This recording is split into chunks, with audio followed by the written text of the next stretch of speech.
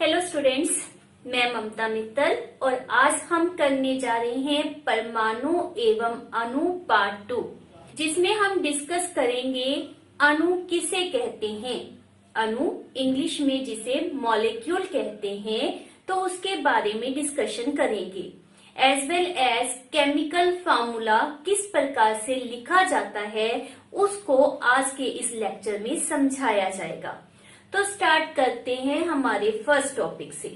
जैसा कि बेटा आपने पिछले लेक्चर में किया था कि लेट इस चौक में कैल्शियम प्रेजेंट है, मींस कैल्शियम के परमाणु प्रेजेंट है और उसको हमने विद दिस सर्कल्स प्रेजेंट किया था। तो ये कण इस तरह से कैल्शियम के अंदर प्रेजेंट है, मींस परमाणु हम मान रहे हैं कि चौक के इनसाइड कैल्शियम के परमाणु प्रेजेंट है। जैसा कि मैंने दिखाया, परमाणु एक दूसरे के क्लोज प्रेजेंट हैं। जब वो एक दूसरे के क्लोज प्रेजेंट होंगे तो क्या होगा, उनमें आपस में आकर्षण बल डिवेल्प हो जाएगा। वो एक दूसरे के साथ रासायनिक आबंध बना लेते हैं, मीन्स केमिकल बॉन्ड बना लेते हैं, और जिसके कारण हम क्या रेफर करेंगे कि ये परमाणु अलग अलग नहीं प्रेजेंट, ये एक दूसरे से जुड़े हुए हैं, जिसके कारण हमारे पास कैल्शियम का समूह बन गया, कैल्शियम परमाणु का समूह बन गया।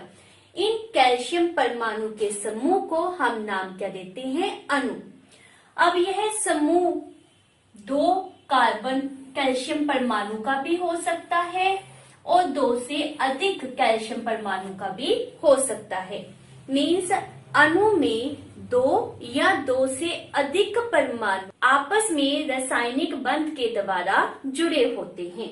तो अणु की परिभाषा क्या होती है, यह 2 या 2 से अधिक परमाणुओं का समूह होता है जो रासायनिक बंध के द्वारा एक दूसरे से जुड़े होते हैं। तो अणु जो है वह किसी तत्व या किसी यौगिक का सूक्ष्मतम कण है, मीन्स ये तत्व में भी प्रेजेंट होते हैं एज वेल एज यौगिक में भी प्रेजेंट होते हैं, और हम कहते हैं कि यह किसी भी तत्व या यौगिक का सूक्ष्मतम कण होते हैं। इनका स्पेशल फीचर क्या है, या यू कैन से परमाणु से किस तरह से डिफरेंट है। हमने परमाणु को तत्व का सूक्ष्मतम कण कहा था, अब हम अणु को तत्व का सूक्ष्मतम कण कह रहे हैं। तो दोनों में क्या डिफरेंस है। नॉर्मली हमारे पास मेंशन क्या करते हैं कि जो परमाणु होता है वह स्वतंत्र रूप से अस्तित्व में हो भी सकता है और नहीं भी, लेकिन जो अणु होते हैं वे सदैव स्वतंत्र रूप में पाए जाते हैं। For example let's suppose hydrogen का जो परमाणु है यह कभी भी स्वतंत्र रूप से नहीं पाया जाता। हाइड्रोजन से ऑलवेज जुड़ा हुआ पाया जाता है। तो जब हाइड्रोजन के साथ कंबाइन करता है तो हमारे पास क्या बनता है, अणु। क्लियर। तो अणु स्वतंत्र रूप से पाया जाता है, जबकि परमाणु स्वतंत्र रूप से पाया जा भी सकता है और नहीं भी पाया जाता। तो ये परमाणु तथा अणु में मेन बेसिक डिफरेंस होता है। एक अणु यौगिक के सभी गुणधर्म को रिप्रेजेंट करता है। हमारे पास अणु जो है वो किसी तत्व का भी हिस्सा हो सकता है, मीन्स वो एक जैसे परमाणुओं से बना हो सकता है, या फिर विभिन्न भिन्न तत्वों के परमाणुओं से बना हो सकता है। हमारे पास अणु 2 प्रकार के हैं, तत्वों के अणु तथा यौगिक के अणु। अब हम उनके बारे में स्टडी करते हैं। सबसे पहले तत्व के अणु।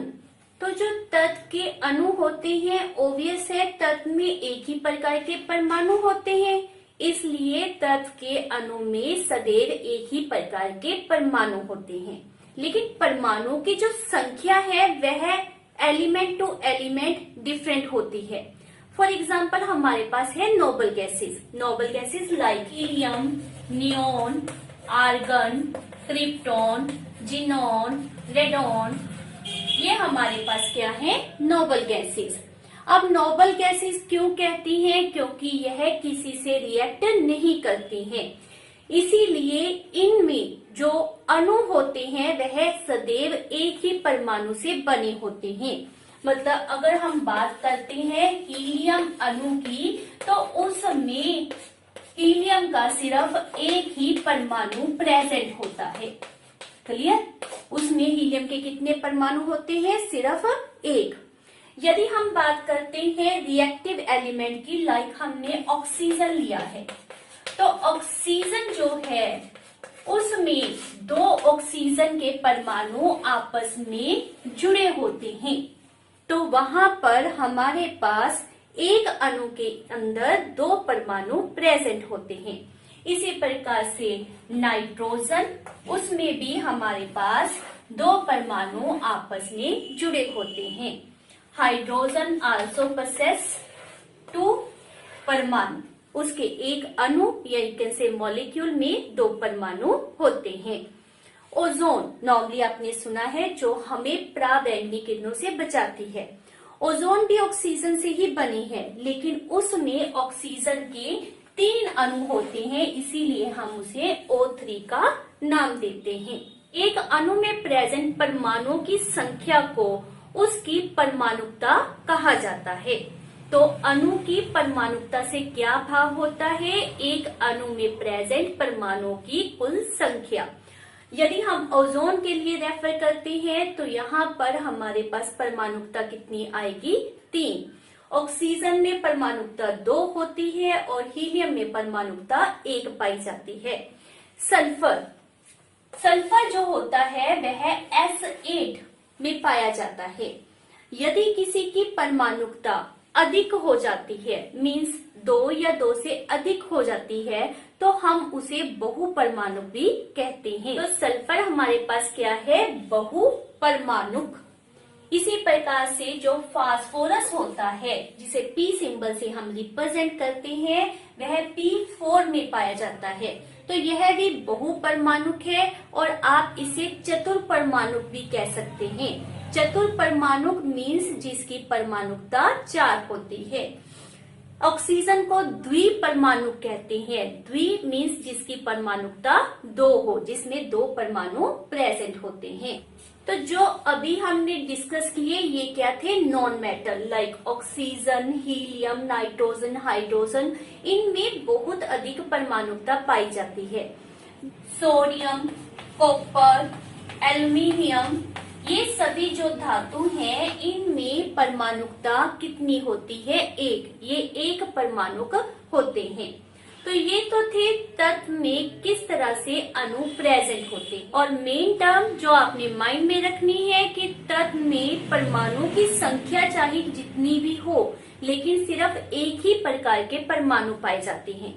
जब हम यौगिक की बात करते हैं, यौगिक के लिए हमने अपने पिछले चैप्टर में भी पढ़ा था कि यौगिक क्या होते हैं? 2 या 2 से अधिक तत्वों के निश्चित अनुपात में जुड़ने से बनते हैं।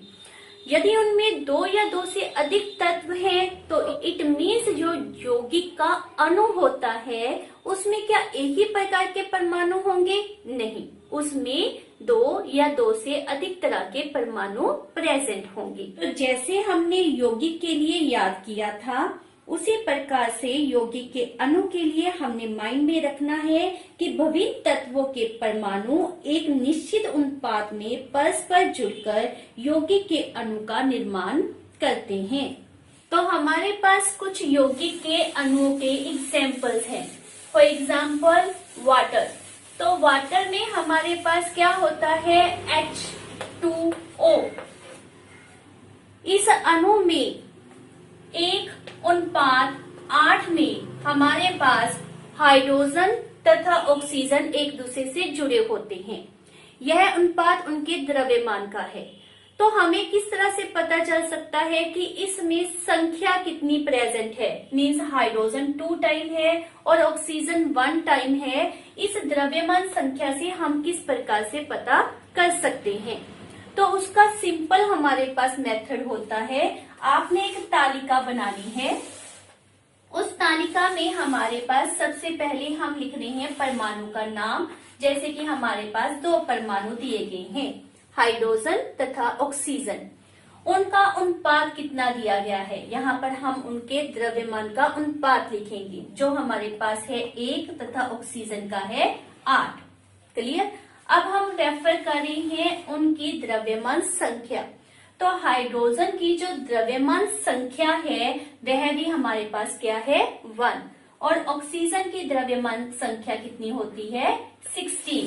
क्लियर। ये हमने क्या रेफर किया है, उनके द्रव्यमान का अनुपात। क्लियर। और यहाँ पर हम क्या रिप्रेजेंट कर रहे हैं, उनकी द्रव्यमान संख्या। नेक्स्ट कॉलम में हम क्या रेफर कर रहे हैं, द्रव्यमान अनुपात बटा द्रव्यमान संख्या। तो जब हमारे पास द्रव्यमान अनुपात को द्रव्यमान संख्या से डिवाइड करेंगे, मीन्स 1/1 करेंगे, तो हमारे पास कितना आ जाएगा 1। और यहाँ पर जब हम 8/16 करते हैं तो हमारे पास कितना आएगा 1/2। अब हमने इनको होल नंबर रेशो में बदलना है। होल नंबर रेशो में बदलने के लिए हम क्या करेंगे, इसकी 2 से मल्टीप्लाई और इसकी भी 2 से मल्टीप्लाई करेंगे। तो यहाँ पर हमारे पास क्या आ जाएगा 2 और यहाँ पर क्या आ जाएगा 1। इट मीन्स वाटर में हमारे पास हाइड्रोजन के कितने परमाणु होंगे 2 और ऑक्सीजन के कितने परमाणु होंगे 1। इसी तरह से अमोनिया में द्रव्यमान का अनुपात हमारे पास होता है 14:3। तो ये थे हमारे पास कुछ यौगिक के अणुओं के एग्जाम्पल्स। तो ये आपने माइंड में रखना है कि अणु क्या है, जब 2 या 2 से अधिक परमाणु परस्पर जुड़ते हैं, परस्पर बंधन बनाते हैं, तो उसे हम अणु कहते हैं। तत्व के अणु सदैव एक ही प्रकार के परमाणुओं से बनते हैं, जबकि यौगिक के जो अणु होते हैं 2 या 2 से अधिक तत्वों के परमाणुओं से बनते हैं और वे एक निश्चित अनुपात में एक दूसरे से जुड़े होते हैं। नेक्स्ट है आयन क्या होता है। आपने नॉर्मली सोडियम क्लोराइड के बारे में सुना होगा।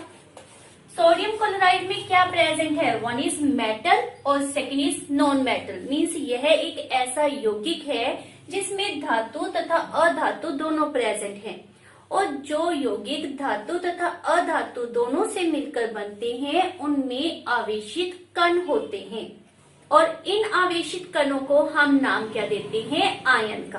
क्लियर। आयन क्या होते हैं, आवेशित कण होते हैं।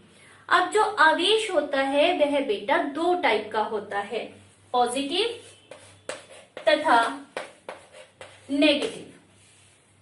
पॉजिटिव आयन तब बनते हैं जब कोई परमाणु अपने से इलेक्ट्रॉन को बाहर निकालता है। जब किसी परमाणु से इलेक्ट्रॉन का लॉस होता है तो उसके ऊपर पॉजिटिव चार्ज आता है, पॉजिटिव आवेश आता है, और उसे हम नाम क्या देते हैं, धनायन का, और इंग्लिश में उसे हम रेफर करते हैं केटायन।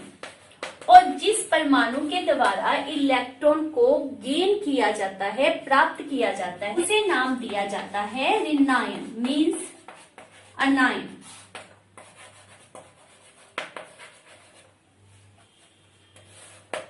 तो पॉजिटिव चार्ज केटायन के लिए और नेगेटिव चार्ज अनायन के लिए हम शब्द यूज करते हैं।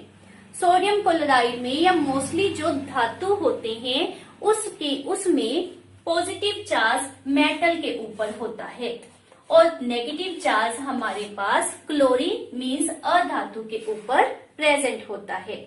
तो यहाँ सोडियम क्लोराइड में सोडियम हमारे पास केटायन है और क्लोरीन हमारे पास अनायन के रूप में प्रेजेंट है। कुछ परमाणु होते हैं जिनके ऊपर 1 पॉजिटिव चार्ज होता है, कुछ ऐसे हैं जिनके ऊपर 2 पॉजिटिव होता है, 3 पॉजिटिव होता है। कि मैग्नीशियम के ऊपर पॉजिटिव चार्ज कितना होता है 2, कॉपर उसके ऊपर भी 2 पॉजिटिव चार्ज होता है, आयरन इसके ऊपर 2 पॉजिटिव चार्ज होता है, एल्युमिनियम के ऊपर 3 पॉजिटिव चार्ज प्रेजेंट होता है, और कुछ ऐसे आयरन भी होते हैं जिनके ऊपर 3 पॉजिटिव चार्ज प्रेजेंट होता है।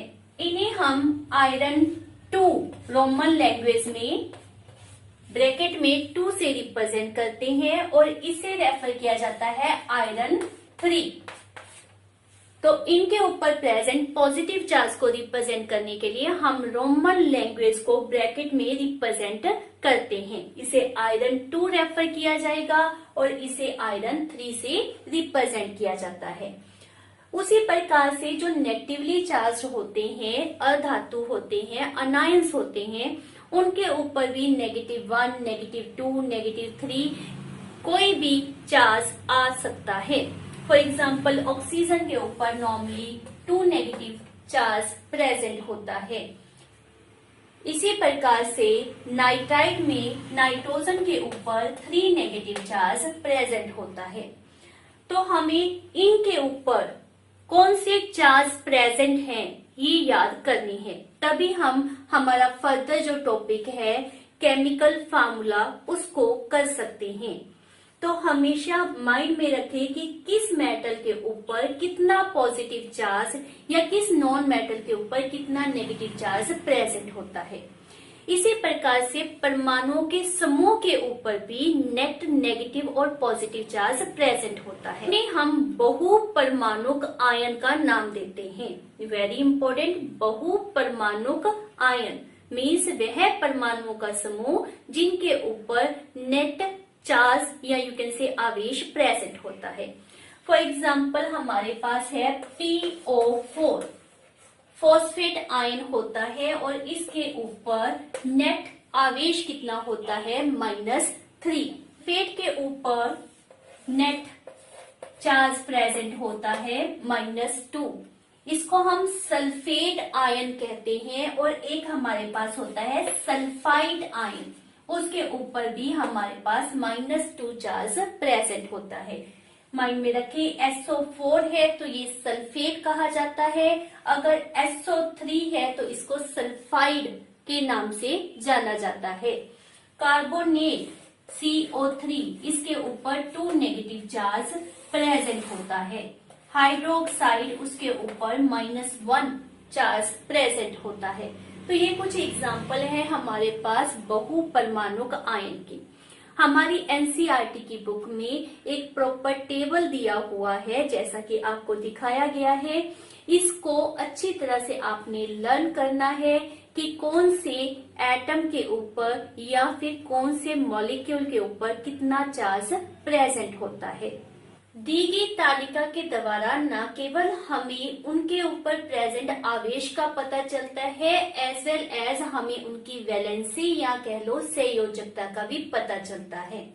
संयोजकता का मतलब होता है कि दिया गया एक परमाणु कितने परमाणुओं के साथ आबंध बना सकता है। फॉर एग्जाम्पल यदि हम रेफर करें कि हाइड्रोजन के ऊपर +1 है या फिर -1 रिप्रेजेंट किया गया है, हाइड्रोजन +1 और -1 दोनों ही तरह से पाया जाता है। मीन्स इसकी जो वैलेंसी है वह क्या है 1, वेदर पॉजिटिव और नेगेटिव। तो इट मीन्स क्या है कि यह एक आबंध बनाएगा, इसका सिर्फ एक ही बॉन्ड होगा। यदि हम मैग्नीशियम के ऊपर शो कर रही हैं +2, तो इट मीन्स क्या है कि मैग्नीशियम 2 बॉन्ड बना सकता है। ऑक्सीजन के ऊपर हमने रिप्रेजेंट किया है -2 मीन्स ऑक्सीजन भी 2 बॉन्ड बनाएगा। नाइट्रोजन के ऊपर हम रिप्रेजेंट कर रहे हैं -3 मीन्स यह 3 बॉन्ड बना सकता है। इसे हम इसकी संयोजकता कहते हैं। तो संयोजकता का मीनिंग क्या होता है, दिए गए तत्व का परमाणु कितने अन्य परमाणुओं के साथ बॉन्डिंग कर सकता है। और इसी संयोजन शक्ति की अगर हमें नॉलेज है तभी हम मेंशन कर सकते हैं केमिकल फार्मूला। तो केमिकल फार्मूला क्या होता है? रासायनिक सूत्र या केमिकल फार्मूला का मीनिंग होता है किसी भी यौगिक को सरलतम रूप में उसके प्रतीकों मीन्स सिंबल्स के द्वारा लिखना। जैसे मान लेते हैं मैंने रेफर करना है कार्बन डाइऑक्साइड, तो मुझे इस प्रकार से कार्बन डाइऑक्साइड मेंशन करना होगा, जो कि मेरे लिए इतना लेंथी लिखना थोड़ा सा टफ है। और यदि मैं इनके सिंबल्स को यूज करती हूँ, लेड कार्बन के लिए C, डाई के लिए 2, ऑक्साइड के लिए ऑक्सीजन, तो ये हमने सिंबल्स की हेल्प के द्वारा कार्बन डाइऑक्साइड को बहुत ही सरल रूप में मेंशन किया है। तो दिस इज व्हाट रासायनिक सूत्र, केमिकल फार्मूला। तो केमिकल फार्मूला क्या होता है? किसी भी यौगिक को उसके प्रतीकों के द्वारा लिखना। इसको लिखने के लिए हमें मेन दो चीजें चाहिए। एक, किसी भी परमाणु के लिए कौन सा सिंबल यूज किया जाता है, और दूसरी उनकी संयोजकता क्या है, मीन्स कार्बन कितने ऑक्सीजन से बॉन्ड बना सकता है या फिर ऑक्सीजन कितने कार्बन से बॉन्डिंग कर सकता है। तो किसी भी यौगिक का रासायनिक सूत्र लिखने के लिए हमें उसमें प्रेजेंट परमाणु के प्रतीक तथा उनकी संयोजकता की नॉलेज होनी कंपल्सरी है, तभी हम उनके रासायनिक सूत्र को मेंशन कर सकते हैं। तो इसको समझने के लिए हमारे पास बहुत ही सिंपल सी एग्जांपल है। आप सबने ऑक्टोपस को देखा होगा। ऑक्टोपस की कितनी भुजाएं होती हैं? 8 भुजाएं। और ह्यूमन बीइंग की कितनी भुजाएं होती हैं? 2।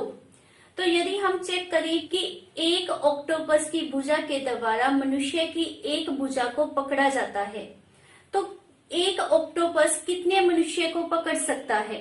ऑब्वियस है, अगर हम रेफर कर रहे हैं कि ऑक्टोपस की 1, 2, 3, 4, 5, 6, 7, 8 भुजाएं हैं, तो ये 2 मनुष्य के लिए, ये अलग मनुष्य के लिए, ये नेक्स्ट और ये नेक्स्ट।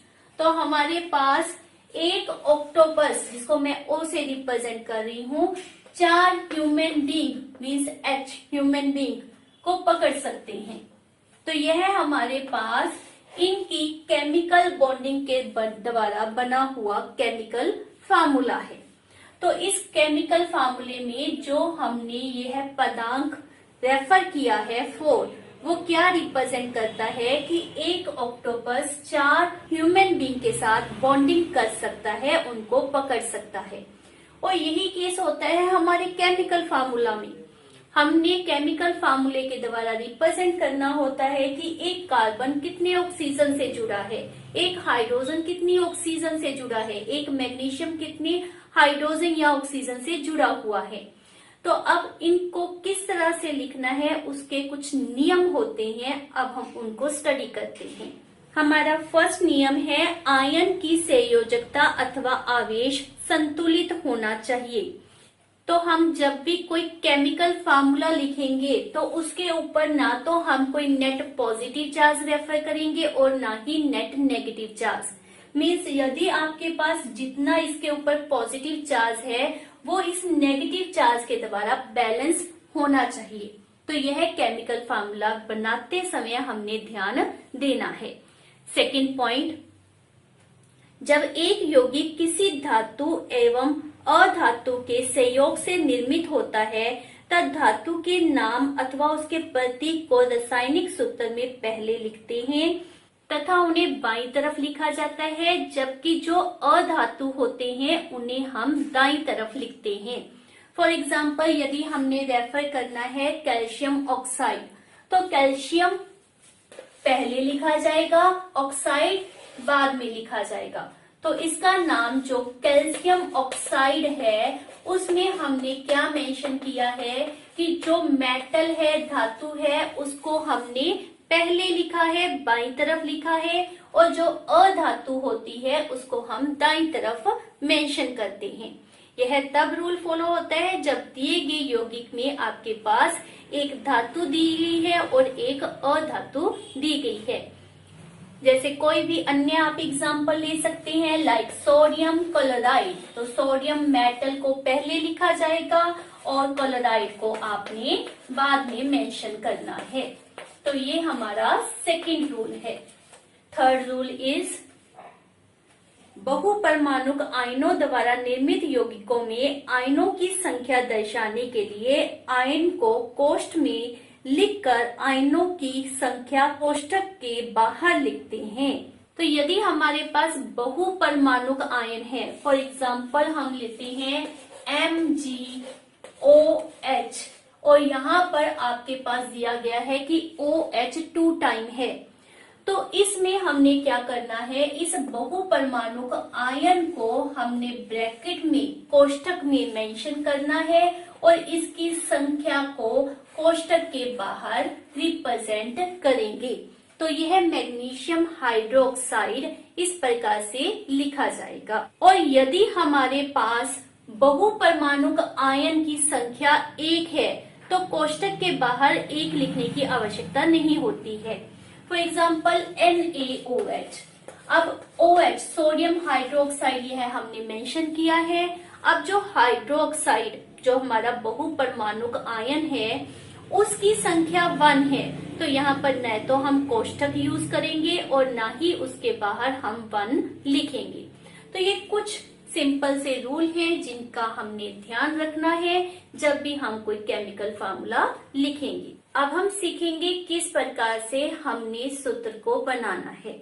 तो उसके लिए हमने इस तालिका को अच्छी तरह से समझना है और यूज करना है, क्योंकि इसी से हमें संयोजकता का पता चलता है। तो फर्स्ट ऑफ ऑल, जैसे कि मैंने आपको रेफर कर दिया, हाइड्रोजन क्लोराइड, इसके केमिकल फार्मूले को मेंशन करना है। तो किस तरह से हम करेंगे, सबसे पहले हाइड्रोजन का प्रतीक हमारे लिए क्या होता है, H। क्लोराइड का प्रतीक क्या होता है, Cl। क्लियर। अब हमने हमारी तालिका से देखना है कि हाइड्रोजन के ऊपर और क्लोरीन के ऊपर कौन से आवेश प्रेजेंट है, उनकी संयोजकता कितनी होती है। तो तालिका में हमारे पास क्या दिया गया है कि हाइड्रोजन की संयोजकता भी 1 होती है और क्लोरीन की भी 1 होती है।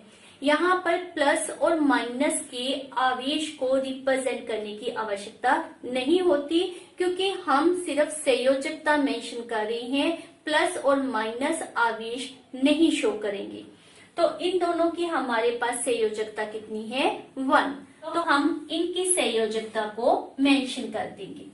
और सूत्र लिखने के लिए हम किस तरह से रिप्रेजेंट करेंगे, with the help of cross. तो इसको हम हाइड्रोजन के पदांक के रूप में यूज करेंगे और इसको क्लोरीन के पदांक के रूप में यूज करेंगे। और जैसा कि हमने नियम में पढ़ा, अगर किसी की संयोजकता 1 हो तो उसको लिखने की आवश्यकता नहीं होती है। तो इसका हमारे पास सूत्र क्या आ जाएगा, HCl। क्लियर। नेक्स्ट है हमारे पास लेट दिया गया है हाइड्रोजन सल्फाइड। अब हाइड्रोजन सल्फाइड में हमारे पास हाइड्रोजन के लिए प्रतीक क्या होगा, H, और सल्फाइड के लिए क्या होगा, S। तालिका के अनुसार इसकी संयोजकता हमारे पास 1 होती है और सल्फर की संयोजकता कितनी होती है, 2। नेक्स्ट आपने क्रॉस प्लॉट करना है और 2H के पदांक के रूप में यूज करेंगे, मतलब उसके पैर में लिखा जाएगा, और सल्फर के लिए 1 जिसको हम नहीं लिखेंगे है हमारे पास हाइड्रोजन सल्फाइड के लिए सूत्र आ जाएगा। नेक्स्ट है, लेट्स सपोज हमारे पास दिया गया है कार्बन टेट्रा क्लोराइड। जब हमने इसके लिए सूत्र मेंशन करना है तो हम क्या रेफर करेंगे, कार्बन, और क्लोराइड के लिए Cl। यह हमारे पास प्रतीक होंगे। कार्बन के लिए संयोजकता 4 होती है और क्लोरीन के लिए संयोजकता 1 होती है। अब हमने इसको क्रॉस से रिप्रेजेंट करना है, तो कार्बन के पैर में 1 लिखना है, जो कि हम नहीं लिखेंगे, कोई लिखने की आवश्यकता नहीं है, और क्लोरीन के पैर में रेफर किया जाएगा 4। तो यह कार्बन टेट्राक्लोराइड का रासायनिक सूत्र आएगा। ये थे कुछ रासायनिक सूत्र जिनमें हमारे पास दी के दोनों प्रतीक अधातु थे। तो इनमें हमने प्लस और माइनस के साइन को या आवेश को यूज नहीं करना है। जब हमारे पास एक धातु और एक अधातु के द्वारा यौगिक तैयार होता है तो हमने हमारे सेकंड रूल को फॉलो करना है। और सेकंड रूल हमारे पास क्या कहता था कि ओवरऑल नेट चार्ज जो होगा वो 0 होना चाहिए। मींस आपका जो मॉलिक्यूल तैयार होगा वह उदासीन होना चाहिए, वह न्यूट्रल होना चाहिए। जितना पॉजिटिव चार्ज है that should be equal to that of negative charge. For example हमने मेंशन करना है मैग्नीशियम क्लोराइड को। तो मैग्नीशियम क्लोराइड में हमारे पास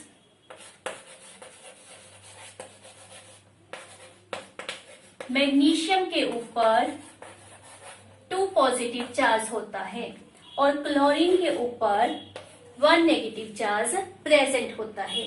जब हम इनका क्रॉस रिप्रेजेंट करते हैं तो हमारे पास Mg 1 टाइम, जिसको नहीं लिखा जाएगा, और क्लोरीन 2 टाइम रिप्रेजेंट किया जाएगा। इस तरह करने से यदि हम देखें मैग्नीशियम के ऊपर कितना चार्ज है तो दैट इज पॉजिटिव 2, क्लोरीन के ऊपर -1, लेकिन ये 2 टाइम प्रेजेंट है तो इट मीन्स इसके ऊपर टोटल चार्ज कितना आ गया -2। तो -2 + 2 ये दोनों एक दूसरे को न्यूट्रलाइज करते हैं, ओवरऑल मॉलिक्यूल के ऊपर कोई नेट चार्ज नहीं आएगा। दैट मीन्स हमारा जो फार्मूले का रूल था वह यहाँ पर फॉलो हो रहा है।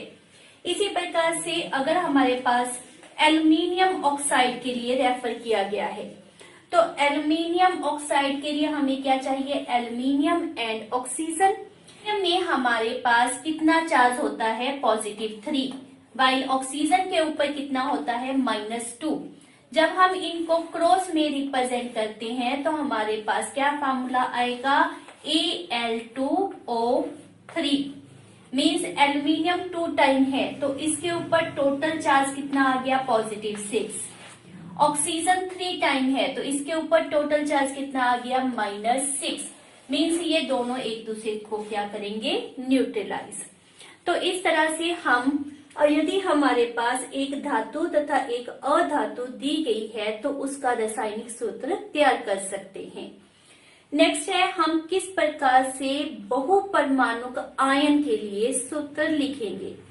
तो फॉर एग्जाम्पल हमारे पास दिया गया है सोडियम नाइट्रेट। सोडियम नाइट्रेट का सूत्र लिखने के लिए हमें दोनों के प्रतीक पता होने चाहिए।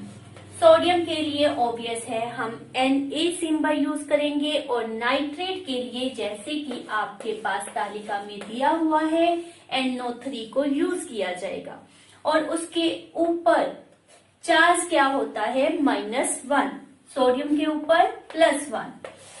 क्रॉस करने पर हमारे पास क्या आ जाएगा, NaNO3। 1 मेंशन करने की हमें आवश्यकता नहीं होती। तो यह हमारे पास सोडियम नाइट्रेट के लिए रासायनिक सूत्र आएगा।